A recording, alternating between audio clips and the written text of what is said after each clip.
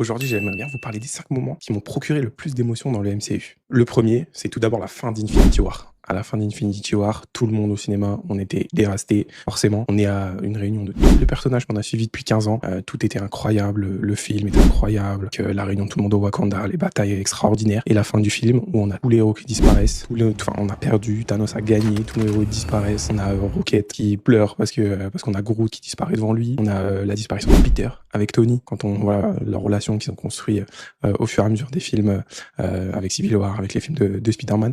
C'était vraiment la fin de tout ça au cinéma, c'était un truc de dingue. Tout le monde était triste au cinéma, il y en a des gens qui pleuraient, etc. C'était une expérience incroyable à vivre. Toujours pour enchaîner sur la bataille finale, cette fois dans Endgame, on a tout le monde qui arrive à travers les portails. Quand il reste plus que Captain America qui restrappe son bouclier. Où on a Falcon qui lui fait le petit message dans l'oreillette pour rappeler le premier film quand ils se sont rencontrés, quand ils couraient autour du parc.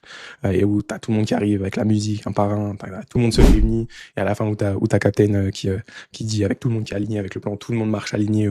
Où Captain America il dit le fameux Avenger rassemblement. Top pick Marvel, film de super-héros. C'est vraiment un truc que tu veux vivre au cinéma. Où tout le monde a la même hype, tout le monde vient là pour la même chose, tout le monde ressent les mêmes émotions. Forcément, comment parler de Endgame sans parler du troisième point qui, là, je pense, est le pire de tous, là, du mauvais côté. Le rassemblement de tout le monde un petit peu dans la bataille finale, c'est un point positif. Là, c'est le plus négatif, c'est forcément la mort de Tony Stark.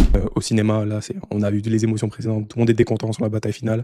Et là, on entendait tout le monde renifler, plus un bruit dans la salle, tout le monde était triste. Forcément, personnellement, en plus, mon personnage préféré, acteur charismatique, personnage charismatique. Personnellement, Iron Man, j'adore, Batman, j'adore. Peut-être que c'est parce que c'est des personnages aussi plus humains, qui ont pas forcément de pouvoir, mais qui sont humains et qui deviennent super-héroïques par l'intelligence, aussi par leur richesse, forcément, mais leur permet d'avoir des gadgets, de créer, etc. Moment le plus triste ever au cinéma. Quatrième moment, également ici, pour moi, c'est plus récent, dans Les Gardiens 3, les origines de Rocket. Comment elle a grandi, comment elle a été manipulée, il a été créé pour potentiellement être jeté après, et surtout la relation qu'il a avec ses amis. On les voit mourir, et pareil, moment où tout le monde ressent les mêmes émotions, c'est quelque chose que tu as envie quand tu vas au cinéma de ressentir. Et après, quand on le voit, quand lui-même Rocket va mourir et qu'on le voit parler avec ses amis, avec son amoureuse, pareil, moment émotion, discours émotion, c'est vraiment un très bon film. Et le dernier pour moi, c'est le fait de revoir les Spider-Man originaux, forcément Tobey et Andrew. Personnellement, team Andrew Garfield à fond. Pareil, n'hésitez pas vous à me dire quel team vous êtes, mais moi team Andrew à fond. Les revoir dans le film, forcément, tu grandis avec des films de super-héros qui étaient avant le MCU, avec des Spider-Man, t'as envie d'être comme eux, t'as envie d'être pareil. C'est ces films qui ont forgé sur quelque chose que t'as envie de suivre pendant des années et des années. Le fait de les revoir, exceptionnel, pareil, moment d'émotion, tout le monde qui est super heureux, ça c'est agréable d'être au cinéma et de vivre quelque chose. Le cinéma c'est fait pour ça. Le film par contre, je trouve qu'il est un peu déçu sur les aspects, sur la gestion de la relation avec les 3 Spider-Man,